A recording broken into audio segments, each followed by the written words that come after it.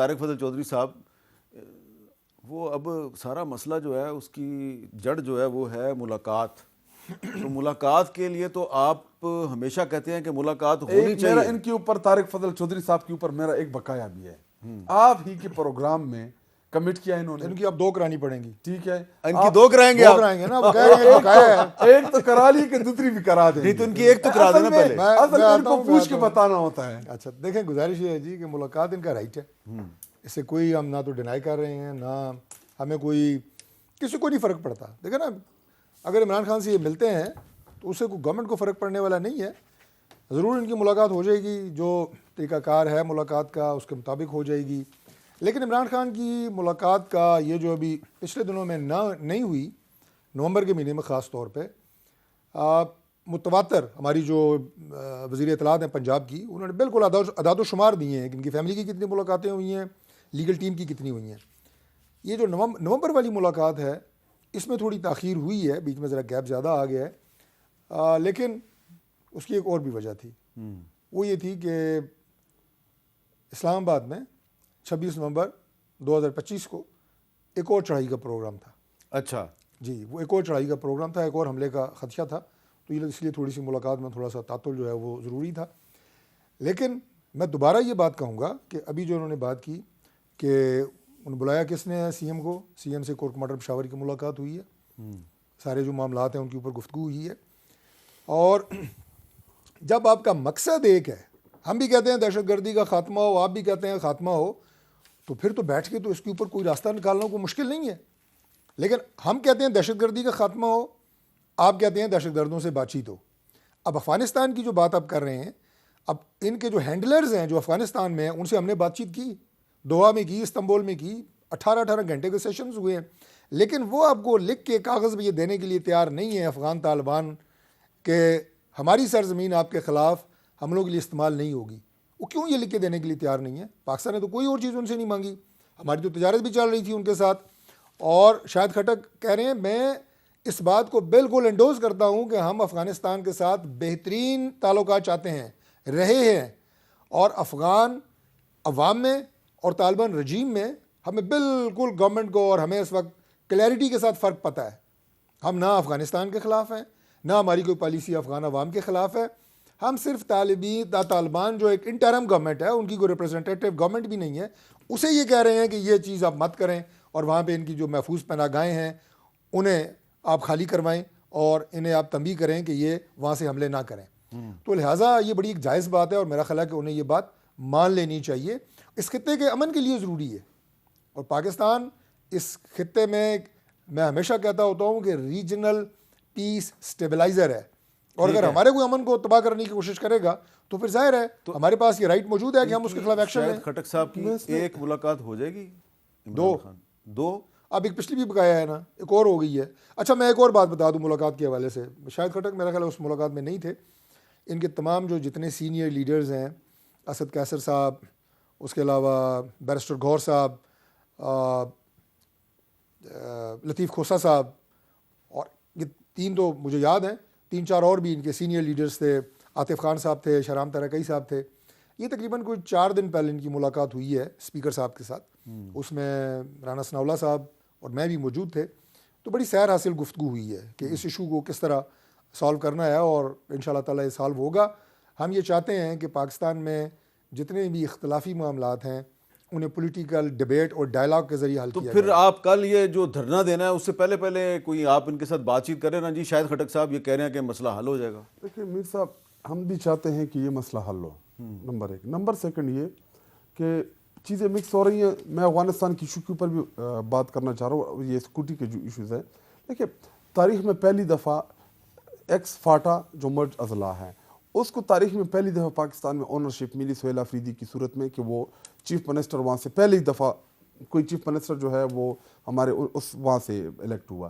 دیکھیں ان کو ایک موقع ہے کہ جن علاقوں میں آپ نے 20-25 سال پرائی جنگ کی وجہ سے لوگوں کو وہاں پہ مارا, وہاں پہ گھر گرائے, وہاں پہ ڈرون مارے, وہاں پہ ملٹری آپریشنز ہوئے, جس کے نتیجے میں بہت 80,000 قبائل افیکٹ ہوئے. 80 لاکھ ہمارے قبائل جو ہیں اس جنگ کی وجہ سے افیکٹ ہوئے. تبھی ان کو ایک موقع ملا ہے, عمران خان صاحب نے ان کو ایک موقع دیا ہے کہ وہ ان ڈسٹرکٹس کو اٹھائیں. اور یہ جب بار بار گورنر راج کی بات کرتے ہیں میر صاحب, جو اسپیشلی قبائلی عمائدین ہیں, جو قبائلی نوجوان ہیں, اس کا بہت زیادہ ریئیکشن آتا ہے اس کے اوپر. ان کو یہ لگتا ہے کہ یہ ریاست ہمیں تسلیم نہیں کرتی, اس سے نقصان ہوتا ہے ان چیزوں سے. تو اسپیشلی وہ نعرے لگتے ہیں جو پشاور یونیورسٹی میں وہ کیوں لگے؟ کیونکہ انہوں نے جب 2 ایکٹیوسٹ کو اٹھایا, اگر ان کو اٹھانا تھا آپ کہیں سے بھی اٹھا سکتے تھے, لیکن جرگے کے فوراً بعد آپ نے کیوں اٹھایا؟ اس لیے کہ یہ معاملہ جو ہے سپتاج ہو جائے. حالانکہ اس میں تھا کیا؟ دیکھیے میر صاحب, اس وقت ہمیں 2 چیزوں کے اوپر بڑے سیریس کنسرنز ہیں. ایک ہے ڈرون اٹیکس میں کولیٹرل ڈیمیجز. ڈرون کے اوپر ہمیں کوئی اعتراض نہیں. اگر آپ ڈرون کئی جا پہ دہشت گردوں کو مارتے ہیں, جب ڈرون صحیح جگہ پہ ہوتا ہے جس میں ٹیررسٹ مرتے ہیں تو اس سے کسی کو تکلیف نہیں ہوتی, وہاں شور بھی نہیں آتا.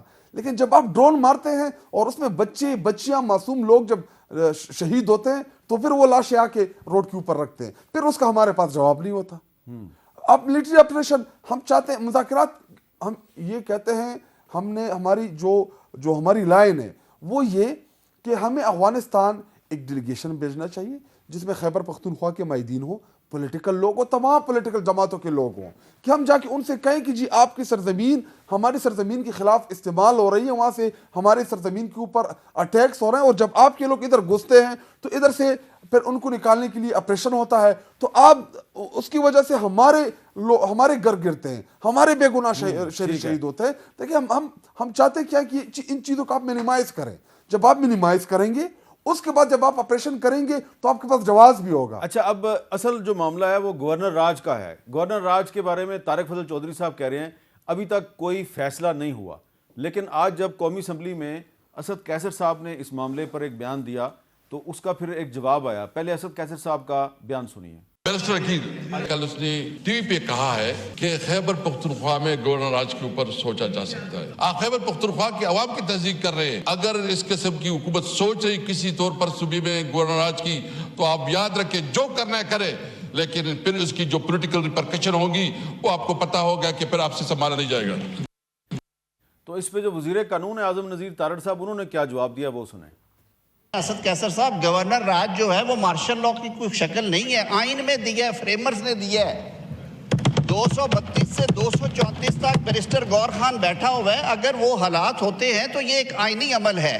ہاں, غیر آئینی عمل یہ ہے کہ آپ پولیس کے ڈالے آگے پیچھے لے جا کے فائر بریگیڈ کی گاڑیوں کے اوپر ورکر ٹوپیوں والے بٹھا کے سرکاری کلاشن کوفے لہرا کے اسلام آباد پہ حملہ کریں, وہ غیر آئینی ہے. تو یہ اب 232 سے 234 تک جو بتا رہے ہیں اعظم نذیر تارڑ صاحب, وہ تو میں نے بھی آپ کو بتا دیا کہ 234 میں ہے, ایک آپشن تو ہے, لیکن صرف 2 مہینے کے لیے ہے, اور 2 مہینے کے بعد آپ نے اسی صوبہ خیبر پختونخوا کی اسمبلی سے انڈورسمنٹ لینی ہے جو آپ کو نہیں ملنی. تو پھر 2 مہینے کا گورنر راج لگا کے کیا ملے گا؟ اس میں ایک اور سوال بھی ہے میر صاحب ایڈ کر دیں ان کے لیے, کہ جب شہباز شریف کے خلاف گورنر راج لگا تھا کیا وہ آئینی تھا, کیا وہ 18ویں ترمیم سے پہلے تھا. اچھا, وہ 18ویں ترمیم سے پہلے تھا. 18ویں ترمیم کے بعد پیپلز پارٹی نے گورنر راج کا نفاذ بہت مشکل بنا دیا ہوا ہے, اور 18ویں ترمیم کروائی تھی آصف زرداری صاحب نے, جو آج بھی پاکستان کے صدر ہیں. تو اس کا کیا جواب ہے؟ دیکھیے میر صاحب, جو سیاسی جماعتیں ہوتی ہیں ظاہر ہے ان کے اپنے اپنے نظریات ہوتے ہیں اور اپنے اپنے سیاسی طریقہ کار کے مطابق وہ چلتی ہیں. آج کے اتحادی کل کے انتخابی حریف ہوتے ہیں, اور آج کے انتخابی حریف کل کے انتخابی اتحادی ہوتے ہیں. چلیں آپ جو مرضی بولیں, میں تو تاریخ کی ایک بات کر رہا ہوں. باقی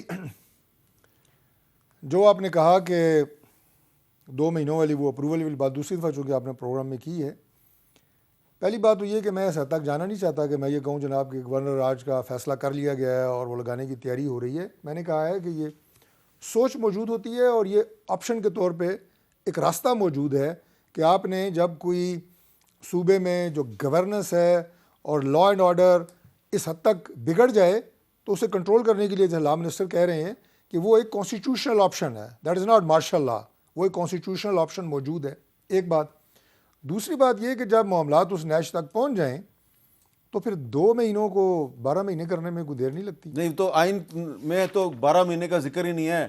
اگر اسمبلی جو ہے وہ آپ کو انڈورسمنٹ دے بھی دے تو یہ کہتا ہے جی کہ 6 ماہ سے زیادہ تک گورنر راج نہیں رکھ سکتا. میں آپ کو یہی عرض کر رہا ہوں یہ کہ لکھا ہوا ہے, آئین یہ میں لکھا ہے نا, لکھا ہوا ہے. تو آئین میں تو یہ 6 ماہ 12 ماہ بھی ہو سکتے ہیں.